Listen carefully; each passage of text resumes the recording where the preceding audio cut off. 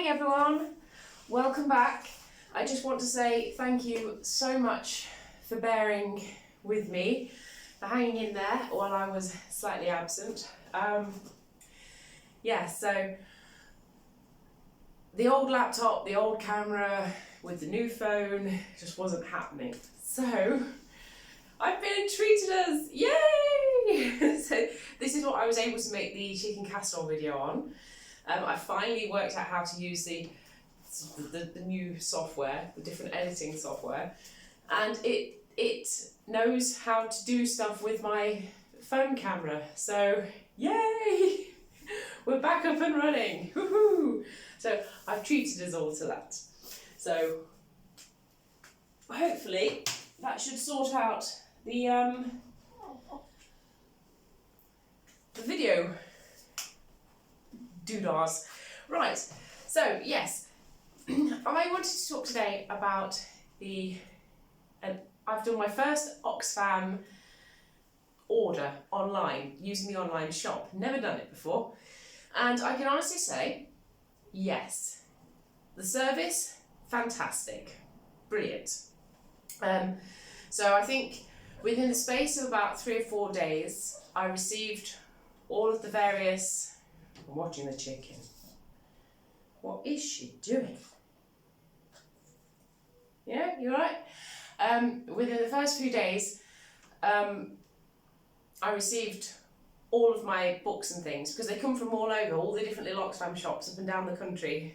They come from there and they get consolidated into one. So you put your order on, you pay for one postage and package, but they come from here, there and everywhere. And they come via Royal Mail, so obviously they must have a setup with the Royal Mail. They were all wrapped in brown paper, pretty much. They were definitely all well wrapped, and they come in cute little, not all of them come in cute little envelopes, but such as this Oxfam envelope. So yeah, all very nice. And they are all, for saying their age, they are all in pretty decent nick, you know. So what I've deduced is that the quality of the items for sale on the Oxfam shop are of a certain condition, you know, that they're not falling to pieces. They're not like what you see in the shops, you know, where they've got pages missing and all the rest of it. They are actually in half decent nick. So yes, absolutely. If you spot something on Oxfam, on the Oxfam shop, be rest assured it's going to arrive to you swiftly, well packaged, and it's going to be of a certain acceptable condition in the first place. So it's not tat on there, shall we say. you know how sometimes you can find a lot of hidden gems among the tat in these shops? Well, I don't think there's any tat on there from what I can gather, so that's all good. But yeah, what kicked it off was Gilly's radiation book, so of course I had to get my own. This is a much older book. Hers was in 1954. This is 1931 radiation cookery book, and what's beautiful about it is there's all recipes in there, scribbling. So we've got ginger biscuits, macaroon tartlets, and lemon cheese any recipe is what she says up here. And throughout this entire book there are her notes, and there's like, oh, John likes this, try this, don't try this, brilliant, the worst ever, you know. She's got all through here. It's a really well used, loved book. So there we are. Queen pudding, try this. Rough puff or flaky pastry, try this. You know, and there's just splatterings of, you know, I mean, that almost looks like a tea cup mark, that does, where she's put it down. But yeah, and then she's also got, there's things like newspaper clippings and all that sort of stuff in here as well. I mean, it's amazing. Yeah, here we are. This one's a good one. I don't know whether it will focus or not, but we'll give it a go. Yeah, you've got your marmalade. And it says, this marmalade made 1935, very good, can't beat it. And then under you have the alternative recipe and it says, don't make this. And then she's also put in a little sort of newspaper cutout of marmalade. So I think I'm going to be making marmalade at some point in the future. But on that note, I've got a rather fun little recipe video coming up for you in regards to marmalade, but more on that at a later date. But yes, so as you can see, not in, it's very good, very good. Yes, 1931 that was. So look, September, the 14th edition. And then this is rather exciting. 41, yes. And that is the Universal Cookery Book. Again, brilliant. So it's just an awful lot of what you would expect. It's just your very simple, very sort of what your granny made, what your mother made, sort of cookbook. So that's that. So there's an awful lot of stuff in here. So, I mean, it's just, I think no matter what you've got as dregs of veg or your ration or meat or anything like that, you can find something to cook. You can find a concoction. So yes, that's definitely going to be rather interesting to flip through. And then carrying on with the cooking aspect, I bought this. You can get replicas. The Ministry, the Imperial War Museum released a updated version of this. Basically it's the same, but they released it I think in 2008. I paid a little bit extra and I got the real deal. So this is a 1945, and I love this. I swoon because I now own something with the Ministry of Food label. So whoop, there we go. I love that. I love that. That just tickles me a little bit. It really does. So yeah. So with this, so we've got. It's not a recipe book. This. It is. Well, it's just £1 for a start, but it's all about teaching you how to cook. And so there's your oven temperatures. What else have I read? Shopping tips, if you need any shopping tips. There we are. Quantities for perishable there. So that's how to buy for 2 people. What I find is an awful lot of these are sort of, just for 2 people, all different types. I mean, it's even right down to the gratings, of what your gratings are, using recipes, their oven temperatures, how to weigh, how to season your food.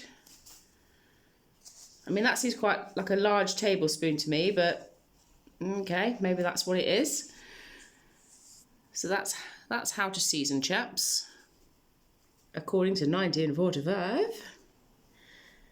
And yeah, there's even a section for how to do your tea. So here we are. I'm not interested in food. We've got pastry there, cake mixture and pudding, batters, cakes and pastries, storing sugar, cereals and stuff, beverages, how to make tea. So I'm definitely going to have to go through that one. But the thing that I've been using mostly is the next page. How to plan meals. So that's what I've been using. I've been rereading this. And there you are, there's your vitamins page. And then the next section, let's turn over the page, shall we, chaps? It gives you an idea for how to set out your day's eating. So you've got that as a sort of a meal.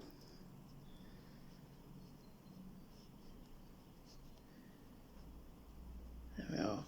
And then there's a supper as well.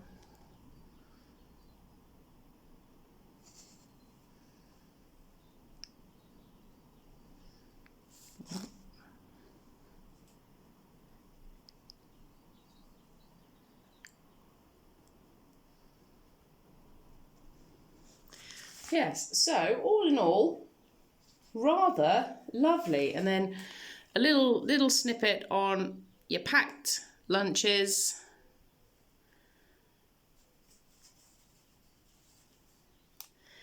And you could also get the Manual of Nutrition, 1945. But yes, and that finishes the book. Now, these are the other two that I bought. Again, I'll just quickly show you them. Very decent nick. 1956, I think this, 57, something like that. And yeah, no stains, no mould, no smell, in brilliant nick, along with this, which is a gifts you can make yourself. And again, this feels like a brand new book. It feels like something that probably someone bought you for Christmas and didn't really get much use. So, but it's even still got, look, it's even still got the patterns. The patterns for sewing. I mean, wow, just wow. So yeah, but lots and lots of goodies in here. I think I'll talk about this in a knit and natter another time, but yes, absolutely gorgeous. So, really heading back onto this. So how am I doing with the rationing and everything? Right, well, I'll be honest with you chaps, I've decided upon reading this and upon with how I've been feeling and everything, for now, no. And I think it's because my body is still recovering. I spoke to my doctor and she said that it's going to take at least a year for my body to recover from what I've had to suffer, to basically, you know, to go through last year. So, and I was thinking, okay, well, is there an invalid ration? Is there an invalid ration? Because, I mean, you know, people were patients back in the day. There were people who would post-surgery and everything. I mean, surely, because pregnant women were catered for, children were catered for. So obviously the idea was at the forefront of their minds to look after the health of the nation. That was what you were sort of drummed into you. But yeah, I couldn't find anything. So I've decided that, I mean, I'm still eating fairly, as we do, you know, normal unprocessed food, but I'm not restricting things such as my sausages and, you know, milk or anything. I'm not. And it's all because I've read this book here, that last page, which basically talks about how there are sort of three aspects to food. All food will give you fuel. So all food is energy. However, there's only certain types of food that will muscle build. So let's have a look. So there are three main parts of the body that need materials for building and repairing. These are bones and teeth, the muscles and the blood. So for bones and teeth, we need the substance called calcium, more commonly known as lime. This substance is very like the material that makes seashells and marble. It makes bones and teeth hard, white and strong. We get it from milk, which nature designed to enable bones to grow, from cheese, which is made from milk, and also a little from green vegetables. In order to use calcium properly, the body needs vitamin D, the sunshine vitamin.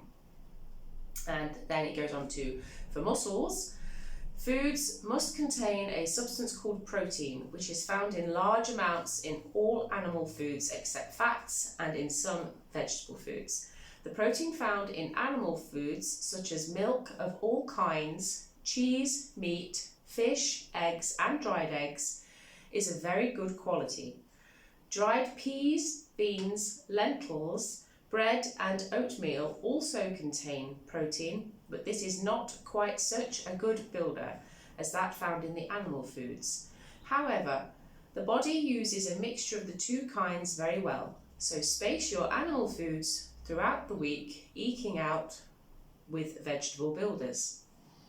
And then for building good red blood, iron is needed. The best foods for iron are liver, eggs, meat, green vegetables, national or wholemeal bread, and oatmeal. Lack of iron makes people anemic and tired, so don't let your family suffer from shortage of these foods. And it goes on with vitamins and stuff. And you just think, do you know what? With how I was feeling, I was so lethargic and so down. Obviously, in any other normal circumstance, I'd be fine, you know. But I'm post-surgery and there was an awful lot that had sort of gone wrong with me in there. So yeah, the body's repairing, the body's healing, and it was just too much trying to go back to work, especially doing that amount of hours. I've had a word with the boss and said, look, I can't do it, so I should be going back down to about, 3 or 4 shifts a week, going down to that. So yeah, so I've had a word with her, and she understands, she gets it. And I've also started taking a multivitamin every day, and that perked me up considerably. After about 2 or 3 days, I started to feel a lot better, and then I was able to do that. But what I also started to do was the breakfast. Basically, it's a 3-course meal. You have oats or cereal, and then you follow it with something cooked. So you think of the muscle builder, the iron builder, the blood builder, you think of that. So you've got your oats, which is good for you, and then you've got your sausages, or your egg or some cheese or whatever it is, with whatever it is as your warm breakfast. And then after that you have bread and butter with a spread of marmalade, jam, whatever it likes, and then you wash it all down with a pot of tea, which is fantastic. Now you see, the thing is, the old days, they were always concerned, when it comes to food, the two different perspectives on food is that they were always drilled into them to think about the nutrition, to think about how is this feeding you and doing you good. Whereas us young'uns, we've been raised, from all the mass media and everything, we've been raised to be worried about calories. The old days, no, that eat your fats and your greens, that's where the goodness is, in the same way as we've been told, do not eat your fats, do not eat anything, have everything skimmed and have everything low fat and sugar-free and this and that. It's poison. So yeah, with that in mind, you just think, well, this is I tell you something, after you've had one of those breakfasts, you are set up for the day. I know that they were more manual labour back in the day. They were doing a lot more that was just sort of rugged in the body, but yeah, you are set up, definitely. Yeah, so you can see how it definitely feeds you properly, but I can also see how, I've been getting by on the ration quite easily. I've been using up my rations, and it's not until you see this meal plan you understand why. If that was the way they ate, and that's what they were used to back in the day, then you can understand why rations felt so meagre, and they had that reputation for being sort of miserly in a way. Because if you were supposed to eat like this every single day, you couldn't do it.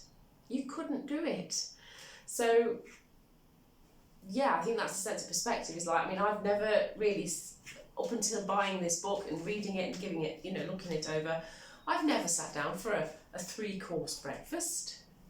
Never in my life have I ever done. You have a bowl of cereal, and that does you, but it doesn't, does it? Though it doesn't. So yes, so I've learned a lot, and there's still a lot to learn from here.